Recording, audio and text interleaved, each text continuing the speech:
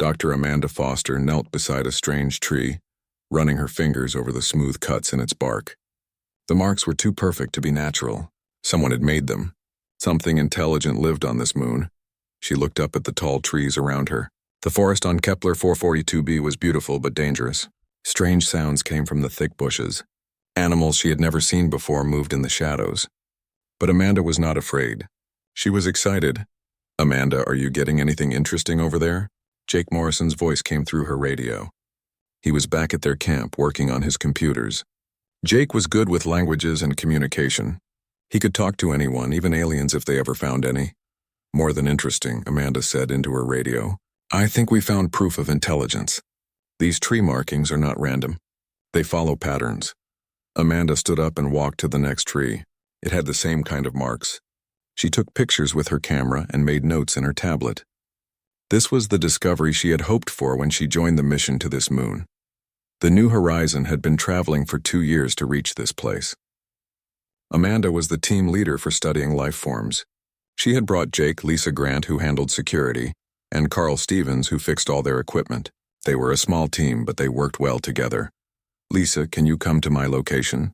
Amanda spoke into her radio. "I want you to see this." "On my way," Lisa replied. She was always ready to help. Lisa carried a weapon, but she was more than just security. She was smart and noticed things that others missed. Amanda continued studying the trees. The patterns were getting more complex as she moved deeper into the forest. It was like following a path of knowledge. Someone was leaving messages in these trees. She did not know that eyes were watching her from the thick bushes nearby. Zethkar crouched low behind the green plants. Her blue eyes followed the small creature that walked on 2 legs. This human was different from the others. The other 3 humans stayed close to their metal shelter. They made loud noises and bright lights, but this one was quiet. She touched the trees gently. She seemed to understand that the forest was alive. Zethkar was 8 feet tall with gray fur that helped her blend into the shadows. Her claws were sharp and her teeth could tear through metal. She was the leader of her pack. Her people called her kind the Vorthak. They were hunters and they were smart. For 3 weeks, Zethkar had watched these strange visitors. The humans had big machines and tools, but they seemed weak. They had no claws, no thick skin, no natural weapons. Yet they were not afraid. This puzzled Zethkar. Her 2 cubs, Keth and Vala, were hidden in the bushes behind her. They were young but already good hunters. They wanted to attack the humans, but Zethkar had forbidden it. She wanted to learn about these creatures first. The human female was walking toward the crystal formation. That was sacred ground for the Vorthak. No other species had ever been allowed there. Zethkar made a decision. It was time for first contact. Amanda reached the clearing where large blue crystals grew from the ground. They were beautiful and gave off a soft light.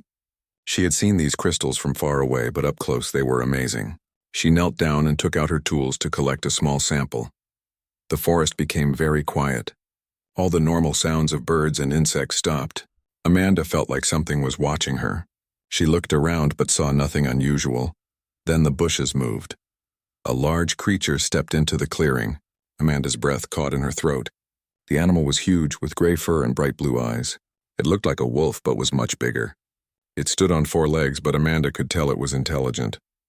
The way it looked at her was not how animals looked at things. This was how people looked at each other. Amanda slowly put down her tools. She did not want to seem dangerous. The creature watched her every move. Its eyes were curious, not angry. "Hello?" Amanda said softly. She knew the creature probably could not understand her words, but maybe it would understand her tone. "I am Amanda." The creature tilted its head. Then 2 smaller versions of the same animal came out from behind it. These were younger, maybe the children of the first one. They stayed close to what Amanda guessed was their mother. Amanda had studied animal behavior for many years. She knew this was a test. The mother was deciding if Amanda was dangerous to her young ones. Amanda needed to show that she was not a threat. She knelt down slowly and placed her hands on the ground. This made her smaller and less threatening. She kept looking at the mother, but not in a challenging way. She tried to look calm and peaceful. The mother creature made a low sound. It was not growling. It sounded more like talking. Amanda wished Jake was here with his communication equipment. "Amanda, where are you?" Lisa's voice came through the radio on Amanda's belt. The sound was loud in the quiet forest. The mother creature's head snapped toward the sound. Her cubs moved closer to her. Amanda could see that the family was now worried. They thought more humans might be coming. "I am fine, Lisa," Amanda said quickly into her radio. "Stay at camp. Do not come here yet. Are you sure? You sound strange." "I am sure. I will call you later." Amanda turned off her radio and looked back at the creatures. The mother was watching her carefully. She seemed to understand that Amanda had just sent the other humans away. This appeared to relax her a little. The mother creature took a step closer to Amanda. Her blue eyes looked deep into Amanda's brown eyes.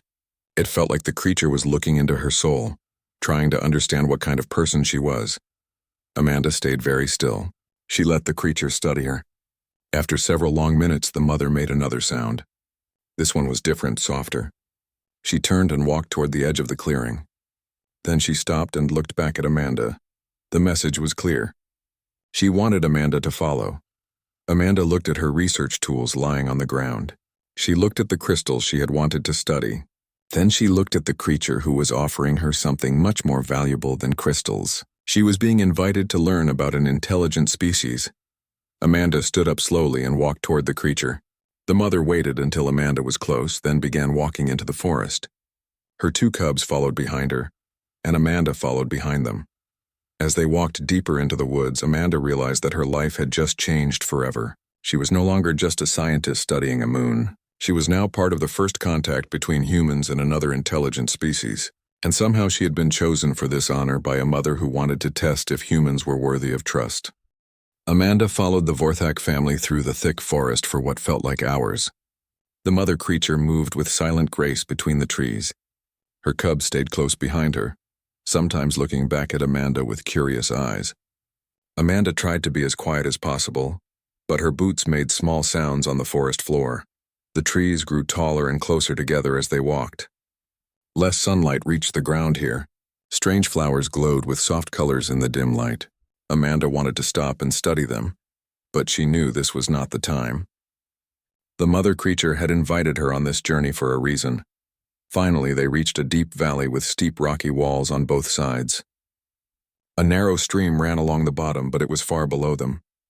The mother creature stopped at the edge and made a low sound. One of her cubs, the smaller one, suddenly stumbled and fell to the ground. Amanda rushed forward, thinking the young creature was hurt. But when she knelt beside it, she could see it was breathing normally. Its eyes were open but looked sleepy and unfocused. The mother creature watched Amanda carefully. Amanda looked closer at the cub. There were no injuries that she could see. The young Vorthak seemed drowsy, like it had been given medicine to make it sleep. Amanda noticed a sweet smell in the air. She looked around and saw purple flowers growing nearby. She recognized this type of plant from her studies. It made animals sleepy but did not hurt them. The mother creature had drugged her own cub. But why? The mother walked to the edge of the cliff and looked down at the rocky wall. Then she looked back at Amanda and made a sound. She nudged her sleepy cub toward Amanda with her nose. The message was becoming clear. This was a test. Amanda needed to carry the cub across the dangerous cliff while it could not help itself. Amanda looked down the rocky wall. It was maybe 50 feet to the bottom. The rocks looked rough with many places to hold on, but they also looked dangerous. One wrong move and both she and the cub would fall to their death. Back on Earth, Amanda had enjoyed rock climbing. She had climbed much harder walls than this one. But she had never climbed while carrying a 60-pound unconscious alien creature. The mother creature made another sound. This one seemed more urgent. Amanda understood that refusing was not an option. This test would determine if she was worthy of the mother's respect. Amanda picked up the sleepy cub. It was heavier than she expected, with thick fur and strong muscles. The cub made a small sound but did not wake up fully. Amanda arranged the young creature on her back, using her belt to secure it safely. She approached the cliff edge and looked for the best path down. The rocks formed a natural ladder, but many of the handholds looked loose. Amanda would need to test each one carefully. She swung one leg over the edge and found her first foothold. The rock felt solid under her boot. She moved her hands to a good grip and began the slow climb down. The cub on her back made her balance different, but she adjusted her movements. Halfway down, her right hand grabbed a rock that shifted. Small stones fell toward the stream below. Amanda pressed herself against the cliff face and found a new handhold quickly. Her heart was beating fast, but she stayed calm. The cub made a soft sound, still sleeping peacefully.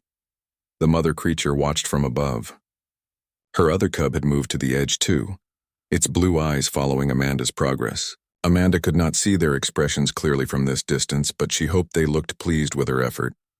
The last 20 feet were the hardest. The rocks here were smoother with fewer places to hold on. Amanda had to stretch further between handholds.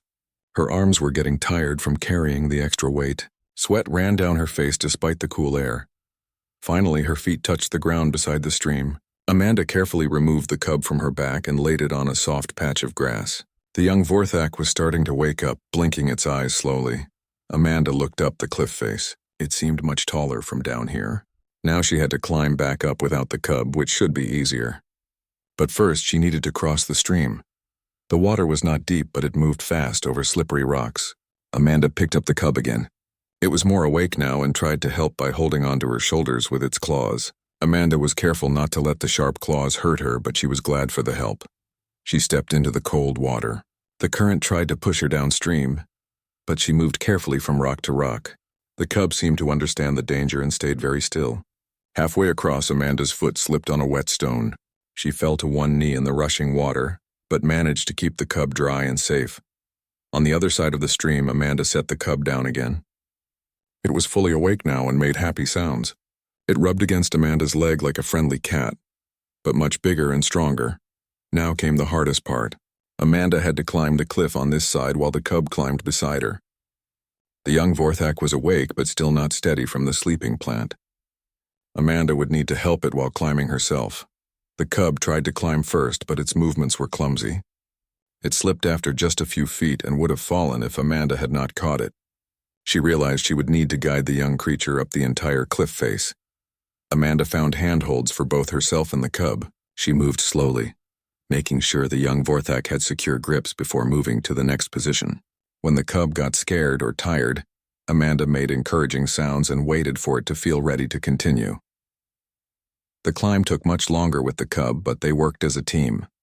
Amanda showed the young creature where to place its paws for the best grip. The cub learned quickly and began to trust Amanda's guidance completely. When they finally reached the top, both Amanda and the cub were exhausted. The mother creature and her other cub were waiting for them. The mother made a sound that seemed pleased. She nuzzled her cub, checking that it was unhurt, then looked at Amanda with what might have been approval. But the test was not over. Storm clouds had been gathering while they climbed. The sky was getting darker and Amanda could hear thunder in the distance. The wind was getting stronger, bending the trees. The mother creature began walking again, leading them deeper into the forest. Amanda realized this was part of the test too. She would need to find shelter for all of them before the storm hit. And from the look of the dark clouds above, it was going to be a big storm. Amanda followed the Vorthak family as the first drops of rain began to fall. She had passed the first test, but many more challenges were coming. The mother creature was testing not just Amanda's strength and skill, but her ability to protect the pack when danger came. The storm hit with terrible force. Rain poured down like waterfalls from the dark sky. Lightning flashed every few seconds, lighting up the forest in bright white light. Thunder crashed so loud that Amanda felt it in her chest.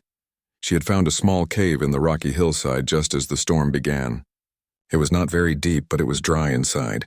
The mother Vorthak and her two cubs huddled together near the back of the cave. Amanda sat near the entrance, watching the rain pour down outside. The storm lasted for 3 long days. Amanda shared her food and water with the Vorthak family. She had energy bars and water purification tablets in her pack. The food was made for humans, but the Vorthak seemed to like it. The cubs especially enjoyed the sweet taste of the protein bars. During the long hours trapped in the cave, Amanda began to notice how the Vorthak communicated. They made different sounds for different things. Low rumbling sounds meant they were content. Sharp barks meant danger or excitement. Soft purring sounds were used between the mother and her cubs, like a human mother talking to her babies. The mother also used her body to communicate. When she tilted her head one way, it meant curiosity. When her ears flattened against her head, it meant worry. Amanda tried copying some of these movements and sounds. The cubs found this very entertaining and made happy noises when Amanda tried to talk like them. On the second day, Amanda noticed that the smaller cub, the one she had carried across the cliff, was not feeling well. Its nose was warm and dry. It was not eating and seemed very tired. Amanda was worried. She did not know how to help a sick alien creature. The mother Vorthak also noticed her cub was sick. She made worried sounds and stayed close to the young one. Amanda watched carefully and saw that the cub's breathing was too fast. She had seen similar symptoms in Earth animals when they had infections. Amanda looked through her medical kit. She had some basic medicines for humans, but she did not know if they would be safe for Vorthak. She decided to try a different approach. During her botanical studies on the moon, Amanda had found several plants that had antibiotic properties. She remembered seeing some growing near the stream they had crossed. If she could find similar plants nearby, she might be able to help the sick cub. When the rain slowed down a little on the third day, Amanda pointed to herself and then to the cave entrance. She tried to show the mother that she wanted to go outside and come back. The mother Vorthak seemed to understand and made a sound that might have meant agreement. Amanda went out into the rain and searched the area around the cave. She was soaked within minutes, but she kept looking. Finally, she found what she was looking for.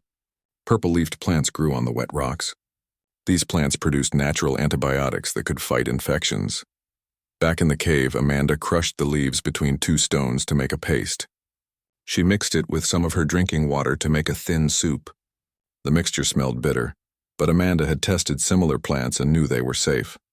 The problem was getting the sick cub to drink it. The young Vorthak did not want to try the strange-smelling medicine. Amanda tried making encouraging sounds like the mother did, but the cub turned its head away. Finally, Amanda had an idea. She tasted the medicine herself first, making sure the cub could see her drink it. She made sounds to show it was not harmful. Then she offered it to the cub again. This time the young Vorthak tried a small amount. The taste was terrible and it made unhappy faces, but it drank more when its mother made encouraging sounds. Within hours, the cub began to feel better. Its breathing slowed down to normal. Its nose became cool and wet again.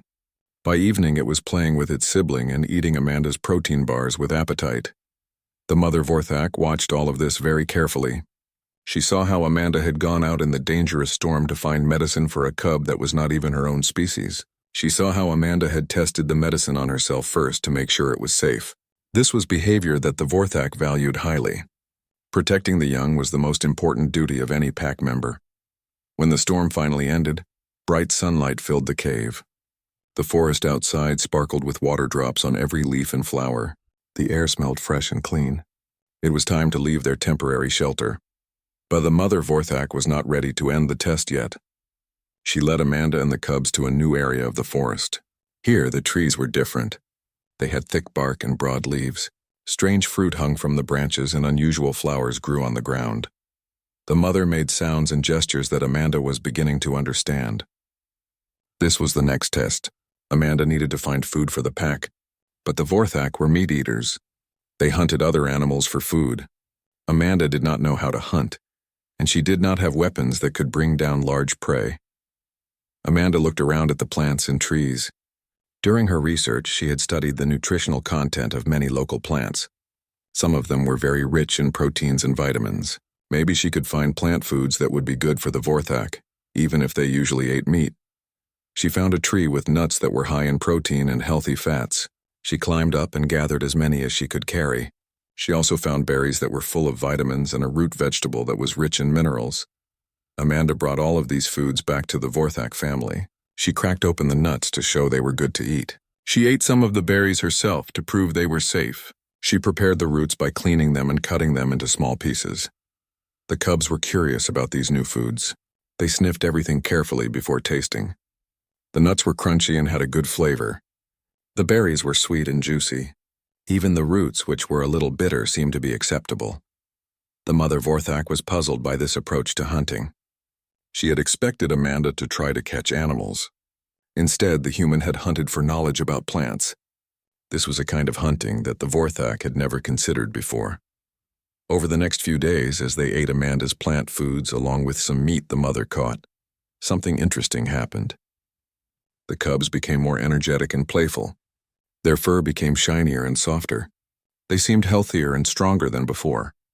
The mother Vorthak began to understand that Amanda's different way of thinking was actually a form of advanced hunting. Instead of hunting animals, she hunted for solutions to problems. She found ways to make the pack stronger and healthier that the Vorthak had never imagined. This realization changed how the mother viewed humans. They were not weak creatures who needed protection. They were intelligent beings who saw the world in ways that could benefit everyone. Amanda had proven that different did not mean inferior. Different could mean valuable. Amanda had been with the Vorthak family for almost 2 weeks when the attack happened. She was gathering more medicinal plants near a small waterfall when she heard terrible sounds from the forest. The cubs were crying out in fear. The mother was making warning calls that Amanda had never heard before. She ran back to where she had left them and saw something that made her heart stop. Giant insects were attacking the Vorthak family. The creatures looked like a cross between spiders and beetles, but they were as big as cars. Their shells were black and shiny. They moved on 6 long legs that ended in sharp points. Worst of all, they had huge jaws that could bite through trees. Amanda counted at least 8 of these monsters surrounding the mother and her cubs. The mother Vorthak was fighting bravely, using her claws and teeth to drive them back. But there were too many.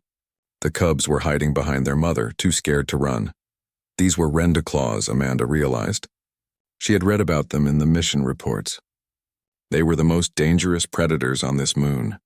They usually lived deep underground, but sometimes they came to the surface to hunt. They attacked in groups and could kill almost anything. Amanda did not have any weapons that could hurt such large creatures. Her small knife and basic tools were useless against their thick shells. But she had to do something. The Vorthak family had become important to her. She could not let them die. She remembered what she had learned about Rendaclaw behavior during her research. They hunted by smell and vibration. They did not like certain chemical odors. Some plants on this moon produced oils that kept insects away. Amanda quickly gathered specific plants she had studied before. She crushed them between rocks to release their oils. The smell was very strong and unpleasant, like rotten eggs mixed with burning rubber. She smeared the plant oils on her clothes and skin, even though it made her feel sick. Then she did something very dangerous. She ran toward the Rendaclaws, shouting and waving her arms. The giant insects turned toward her, attracted by the noise and movement. Their multiple eyes focused on this new threat, but when they got close to Amanda, they suddenly backed away. The plant oil smelled terrible to them. It hurt their senses and made them confused.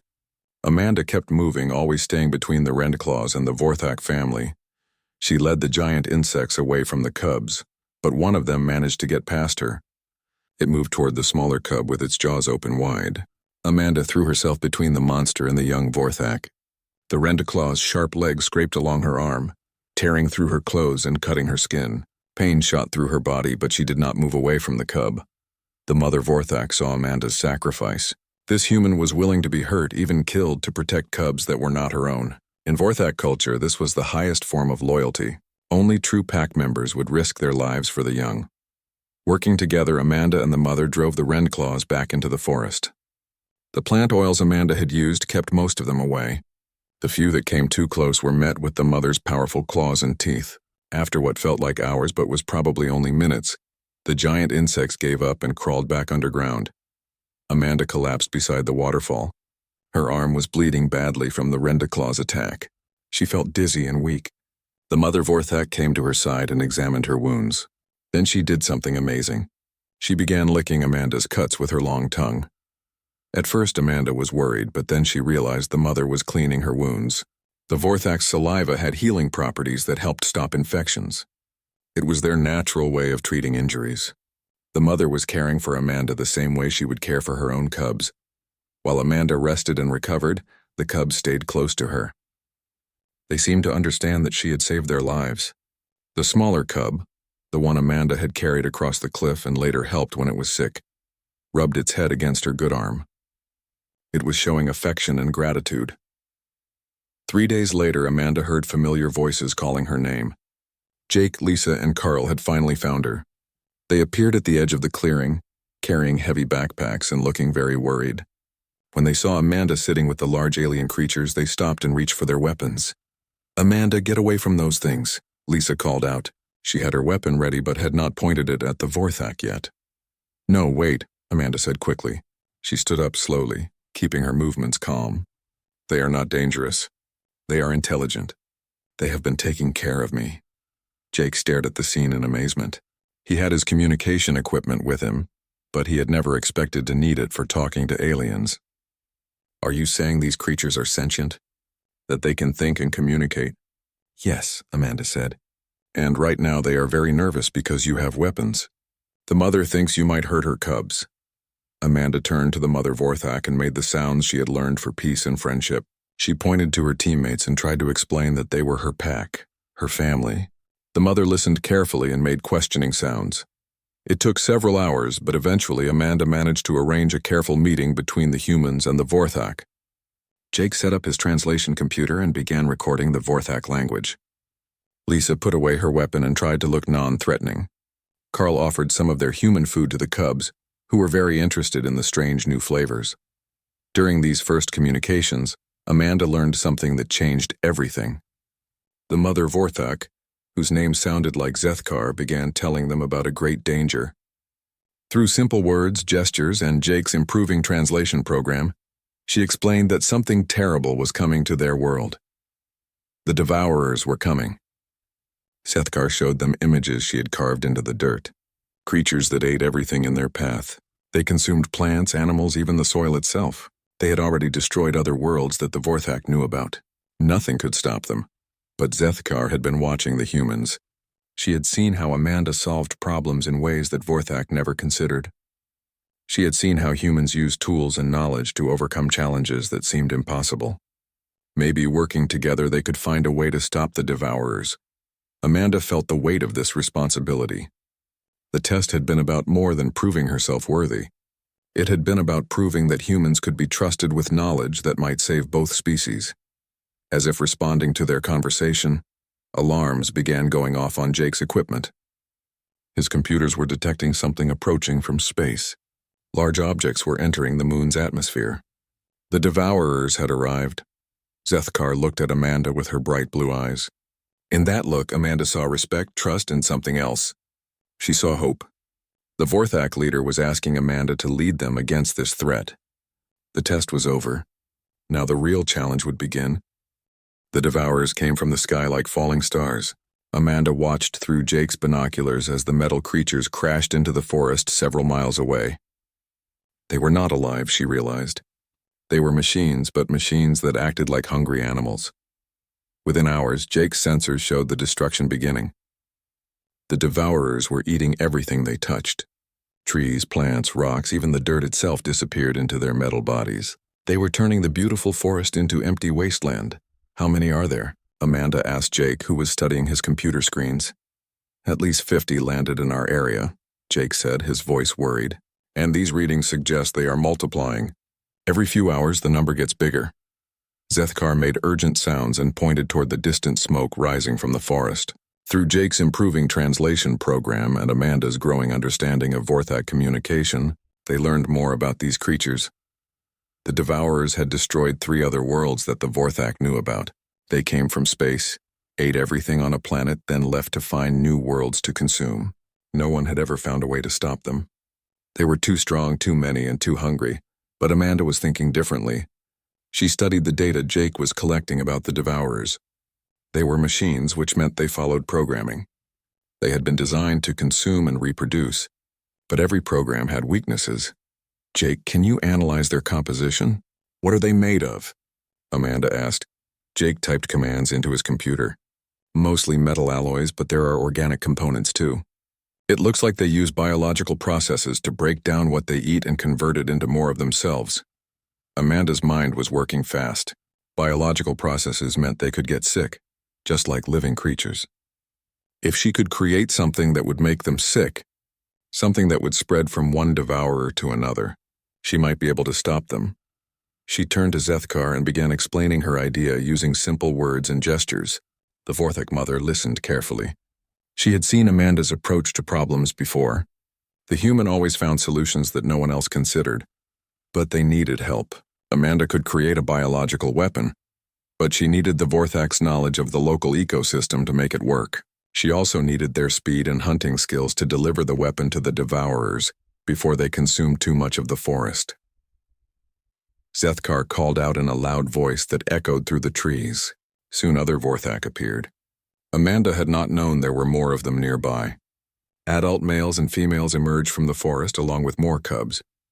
There were at least 20 Vorthak in total. Zethkar spoke to them in their own language.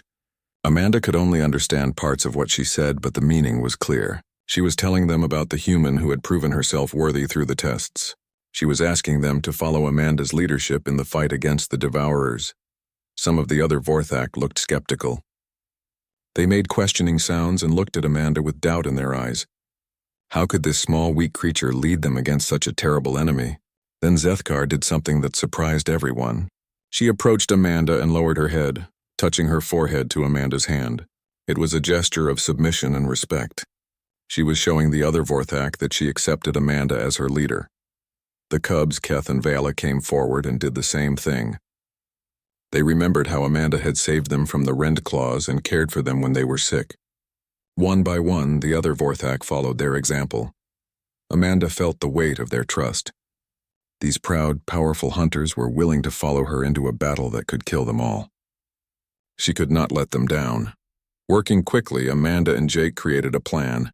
They would use the moon's native bacteria, modified with human medical knowledge, to create a virus that would attack the Devourer's biological components. But the virus needed to be delivered directly to the machines, which meant getting very close to them. Lisa and Carl prepared weapons and equipment while Amanda worked on the biological weapon. She used plants and bacteria from the forest, combining them with medical supplies from their ship.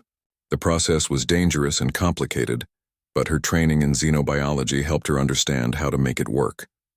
The Vorthak contributed their own knowledge. They knew which plants had the strongest effects on metal, and which paths through the forest would let them approach the Devourers without being seen. They also knew how to hunt as a coordinated pack, which would be essential for their attack. 2 days later, they were ready. The virus Amanda had created looked like harmless water, but it contained millions of modified bacteria that would eat away at the Devourer's organic parts. Once infected, the machines would stop working and break down completely. The plan was risky. Small teams of humans and Vorthak would approach different groups of Devourers. They would inject the virus directly into the machines, then retreat quickly before the Devourers could fight back. If the plan worked, the virus would spread from machine to machine until all the Devourers were destroyed.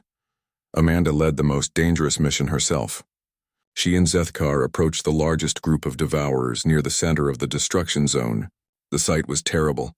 Where beautiful forest had been, now there was only gray dirt and twisted metal. The Devourers moved through the wasteland like giant metal insects, consuming everything they found. Amanda injected her virus into the first Devourer while Zethkar kept watch. The machine did not react at first, but within minutes it began to move differently. Its movements became jerky and confused. The virus was working. They moved to the next machine and the next.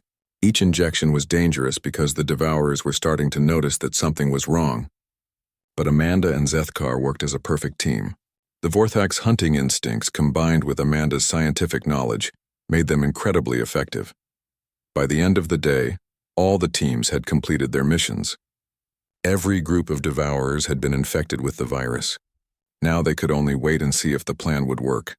The results were better than Amanda had hoped. Within 24 hours, the Devourers began breaking down completely. The virus spread quickly from machine to machine, destroying their ability to function. Soon, the metal creatures were nothing but piles of useless scrap. But the victory was about more than just defeating the Devourers. Amanda had proven that humans and Vorthak could work together to solve problems that neither species could handle alone. The partnership had made both species stronger. 6 months later, Amanda stood before a gathering of representatives from 12 different alien species. Word of the Human-Vorthak alliance had spread across the galaxy. Everyone wanted to learn about the humans who led through service rather than conquest. Zethkar stood beside Amanda as she addressed the assembly.